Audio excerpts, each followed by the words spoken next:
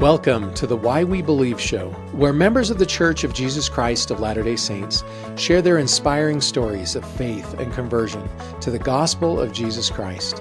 I'm your host, Nathan Gwilliam.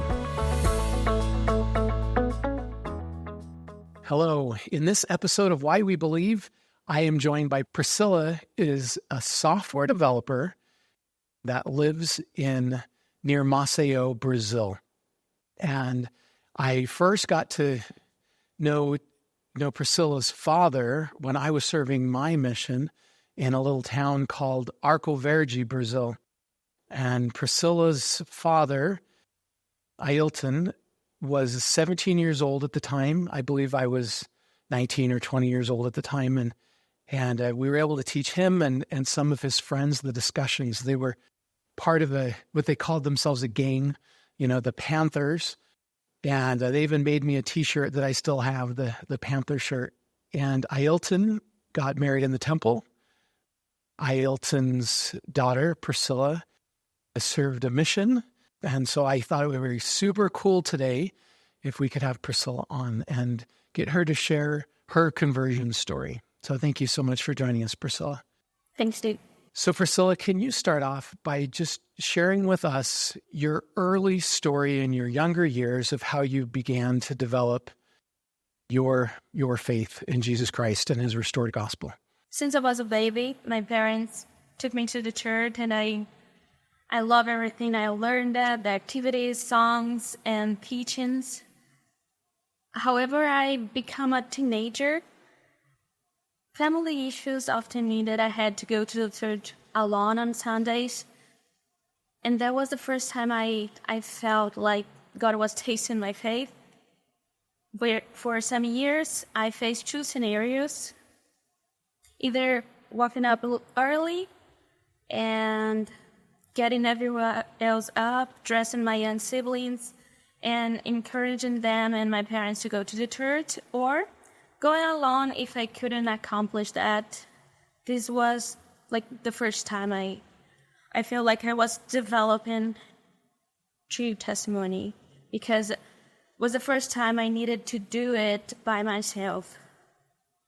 Another aspect is that most of the time I lived very far from the church.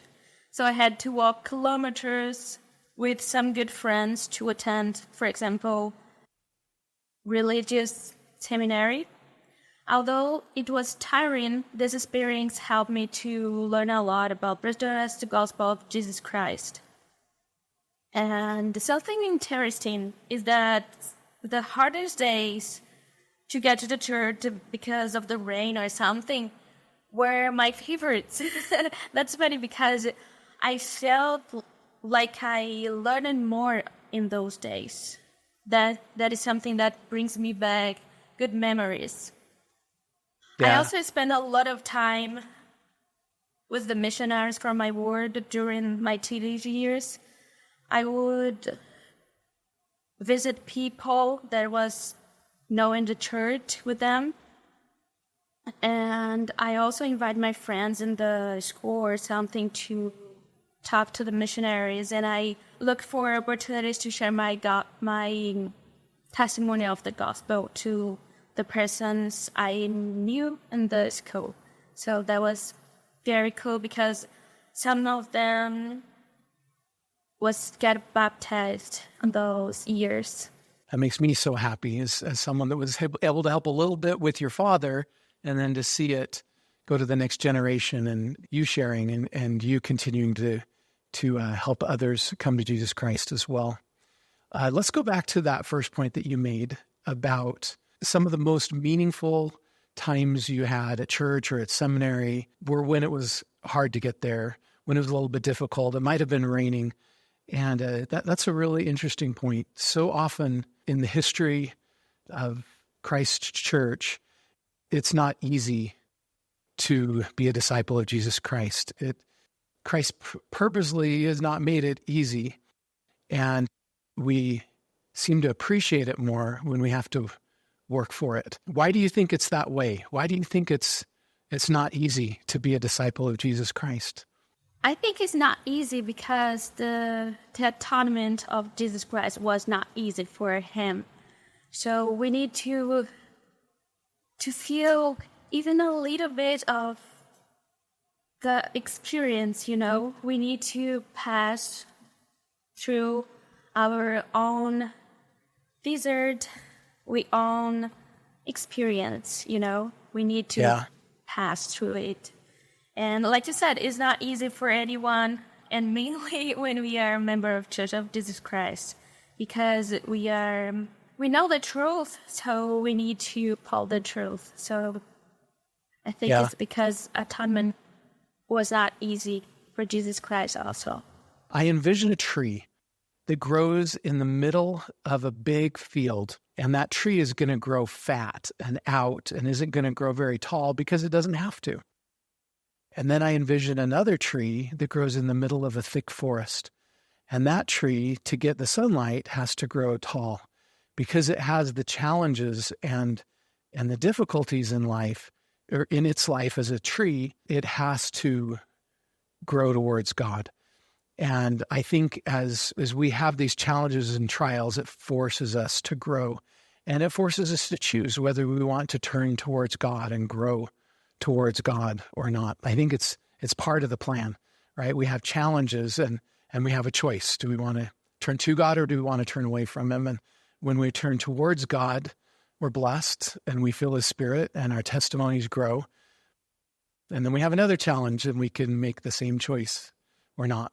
So Priscilla, you told us that in school you were able to share the gospel with some of your friends, and some of them chose to come to the church and be baptized. Would you be willing to share one of those stories with us? In the last days, I was remember a friend of mine that I could share my testimony with him. When I was younger, we studied in the same class when I was in high school. And I was remember that he got baptized and also his sister. And some years ago, he passed away. And I was remember that I'm glad to share my testimony with him and his family because now I know that he had the opportunity to know the gospel of Jesus Christ. Maybe if I was shy, I was very shy in those. Well, I'm shy now, but in the past I was more shy. And I was thinking that maybe if I not overcome this and share my testimony with my friends, I was like the only member of the church in my class for the most of the time.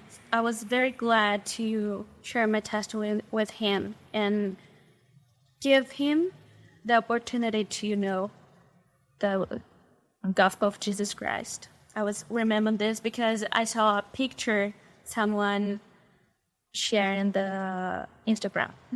Can you tell us about a time where you faced a big challenge in your life, something really difficult, and how your faith helped you overcome that?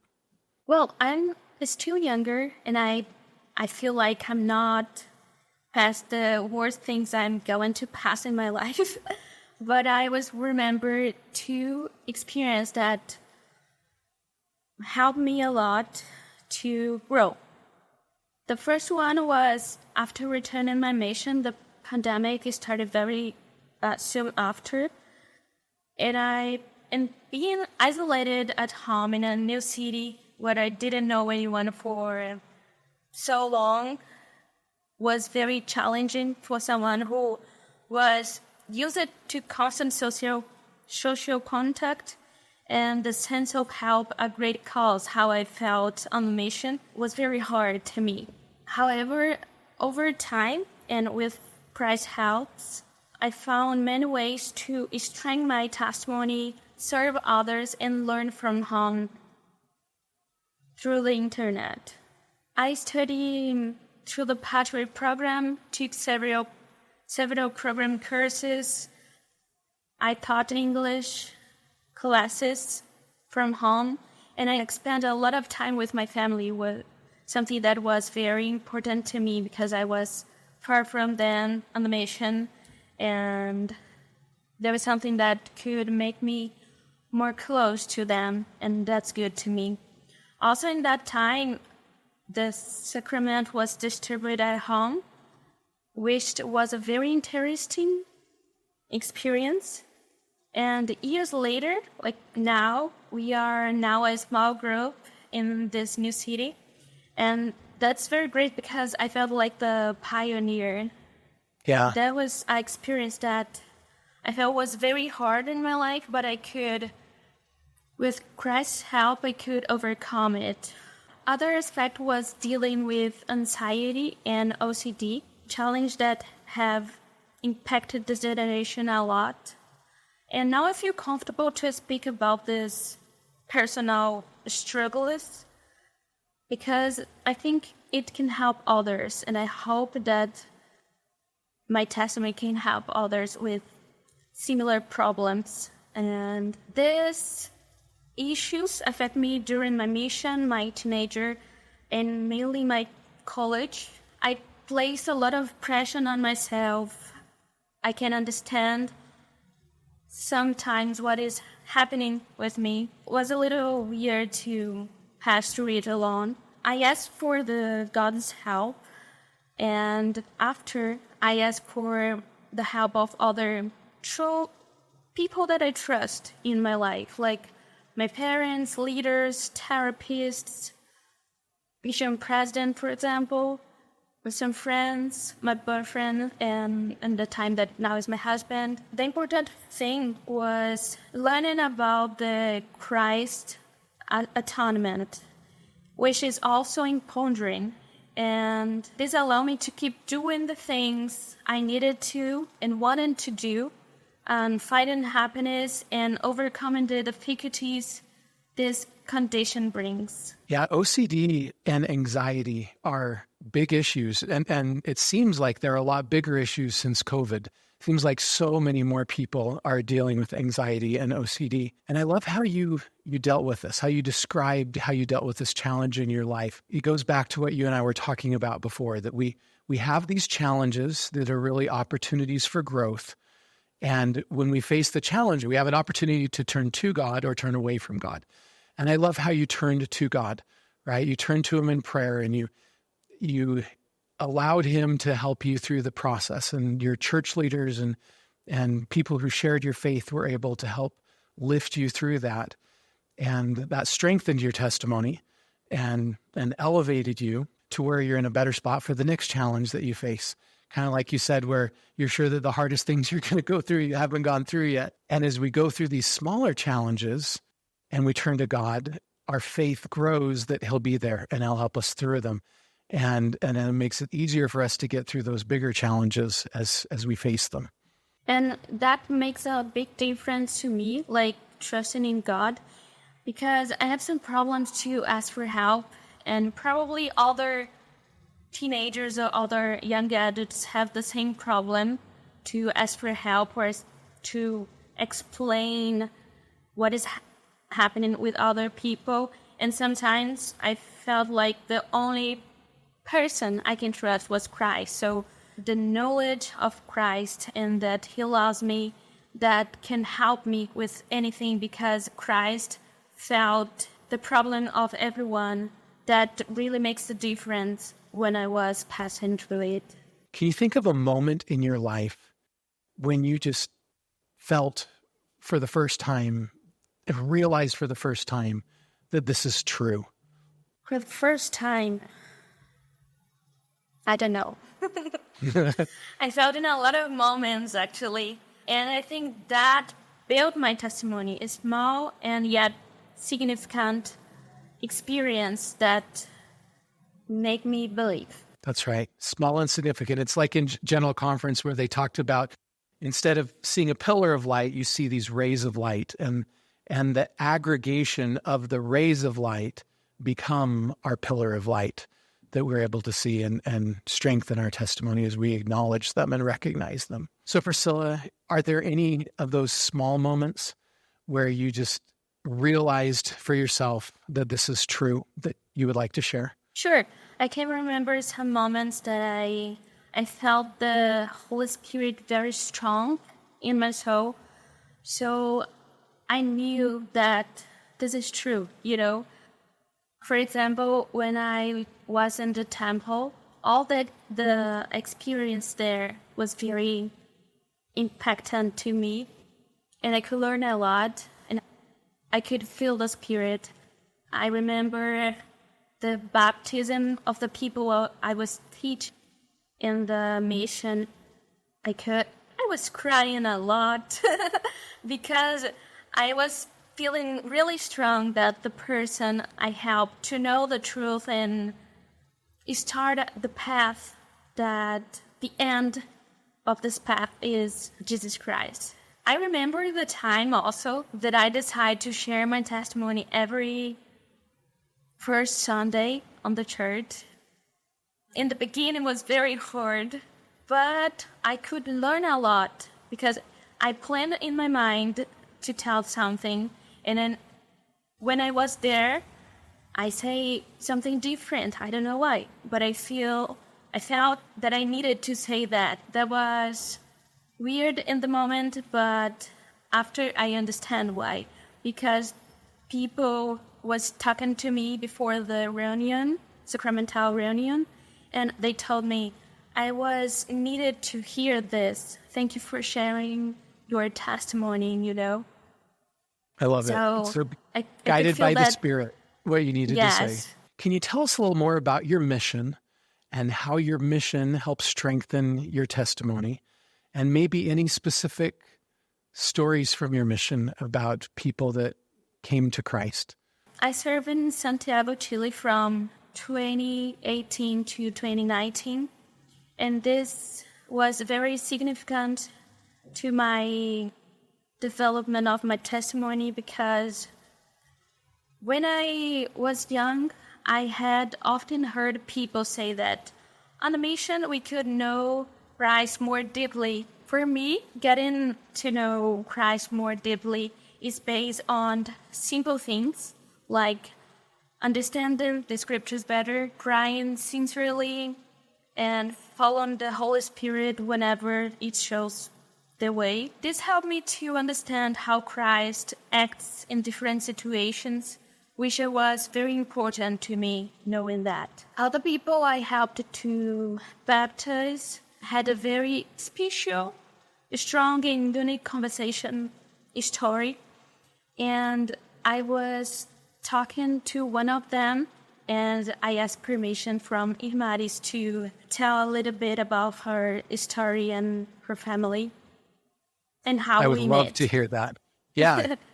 Okay. So Irmaris and her family had recently arrived from Venezuela, and just as me, I was in another country. The way we met was very funny and interesting. It was my last transfer on a mission, and I had already learned how to follow the Spirit. So my partner and I cycled past her house, and we passed by very fast, very quickly. So we only saw a glimpse of her, and that was funny.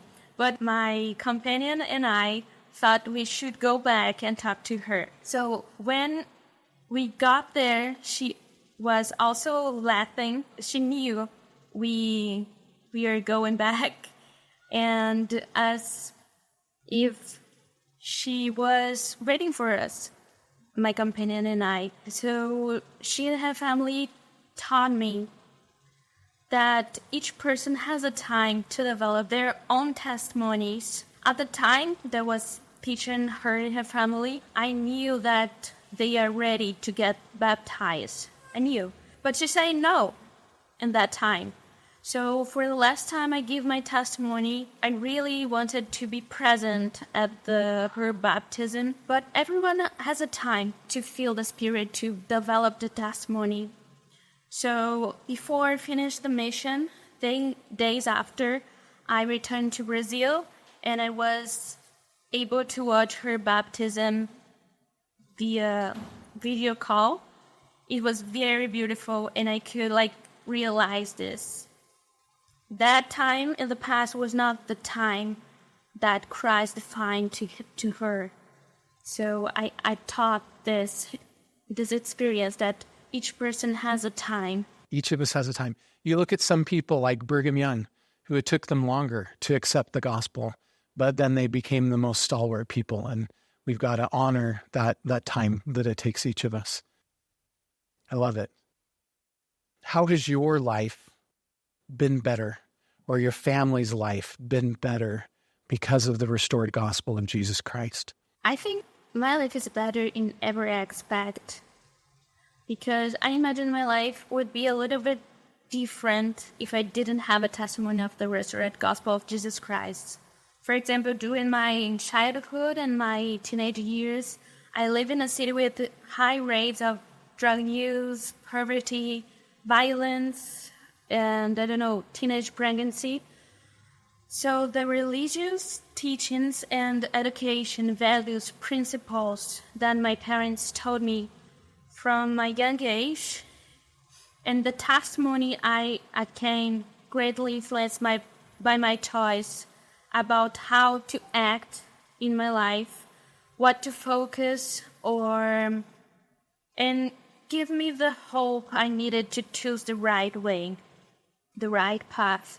The gospel of Jesus Christ also allowed me to meet many people who helped me by being positive influences and teach me important and new things that I might not have found it in other way. For example, it was through the church that I had more exposure to the English, and I was able to practice a lot. I also met the people who introduced me to the world of programming and computer science, and how it can benefit various fields and individuals. So a lot of good influence I had. And also the things I learned helped me to choose the right path and doing better choices. Priscilla, thank you so much for sharing these stories and your faith with us. And in conclusion, just one last question. Why do you believe? I really love this question and the name of this podcast, because the first time I saw it, I was thinking a lot about it. And I have so many reasons to believe in Christ and His resurrected gospel. Like I told you, I have had many small yet significant experiences throughout my life that have built my testimony. I have seen the transformative power of His teaching in my life and the life of those around me, and witnesses miracles that defy explanation but affirm His divinity. So through Him, I have found purpose, hope, and pathway to true joy in this modern world, surpass the challenge of this modern world. So I have so many reasons to believe. Thank you for sharing, and I agree with you. That's true. And I'm super impressed that someone who grew up speaking Portuguese and served her mission speaking Spanish is talented enough to do an interview for us in English. Super impressive. And thank you for inviting me for this. This was really good for my testimony too, because I could remember a lot of things that I passed in my life. And thank you. Yeah, of course. And please give your dad a big hug for me. Un grande abraço. Tudo bem. Ciao. Tchau, até mais.